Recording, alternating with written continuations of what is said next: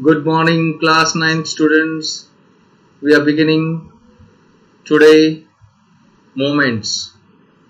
Chapter number 7 The Last Leaf, Part 1. Since this story is very long, so I have converted into three parts. Part 1 and Part 2 will be the explanation and the summary part, and the Part 3 will be summary as well as some multiple choice questions I am going to give in the video. Right? So let's start with our chapter The Last Leaf. In the beginning of the chapter, this is the summary of the lesson. Very interesting story written by O. Henry. Very touching and very emotional story. Two friends, Sue and John C., live together in a rented apartment. John C. contracts pneumonia and loses her desire to live. She announces that she would die when the last leaf fell off the ivy creeper that could be seen from the room's window. When the last leaf falls off, their neighbor, Mr. Berman, goes out in the storm to paint one. This gives hope to John C. On the other hand, Mr. Berman contracts pneumonia and dies. This is the short summary of the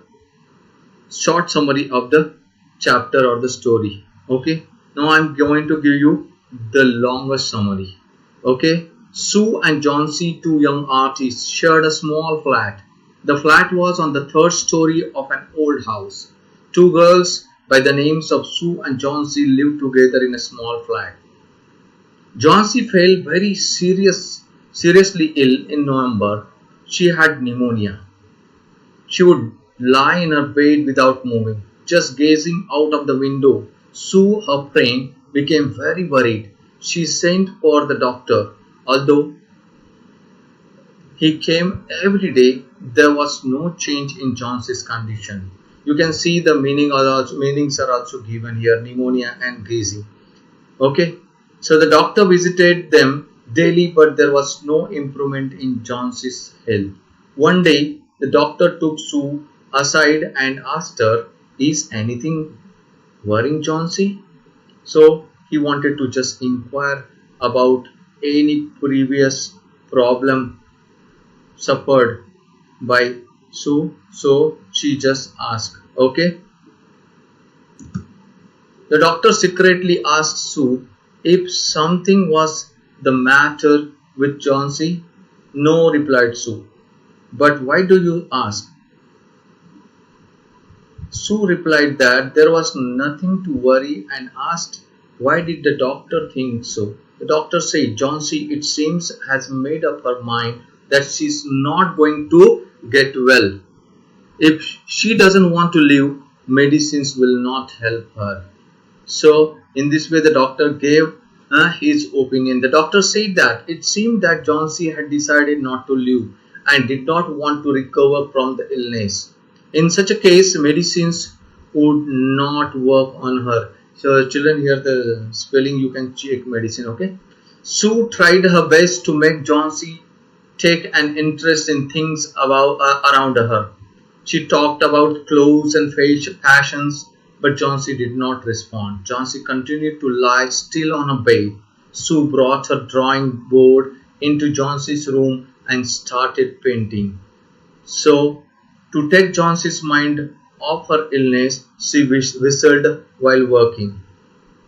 She tried to liven up John C. She discussed interesting things like clothes and fashion with her, but John C. remained unaffected. She lay in bed. Sue sat beside her and started painting in order to create interest in her and take her mind off her illness. Sue would whistle at times to brighten up John C. So this was happening now. Suddenly, Sue heard John C. whisper something. She quickly rushed to the bed and heard John C. counting backwards. She was looking out of the window and was saying 12. After something, she whispered 11, then 10, then 9. 8, 7. Sue anxiously looked out of the window. She saw an old ivy creeper climbing halfway up the brick wall opposite their window. In the strong wind outside, the creeper was shading its leaves. This was the idea that when she was looking out of the window, when she looked at the creeper, so the creeper was just shading the leaves one by one, and that created some negative effect on the mind of the character. Sue heard that Johnsy was speaking softly. Johnsy was making a backward continue while looking out of the window. Sue was curious and looked outside.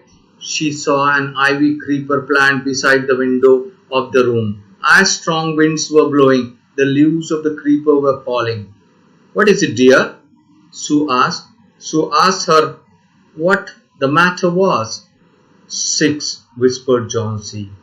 There are they are falling faster now. 3 days ago there were almost 100 leaves. There are only 5 left now." Johnsy said, "Six." Then she said that the leaves were falling faster. She added that the 3 days ago there were a lot of leaves on the ivy creeper, almost 100, but now only 5 were left. "It is autumn," said Sue, "and the leaves will fall." Sue replied that it was autumn season and it was natural for the creeper to shed its leaf. "When the last leaf falls, I will die." So this was really the very pathetic to say that "I will die," said Johnsy with finality. "I have known this for the last 3 days." Johnsy said that she would die when the last leaf fell.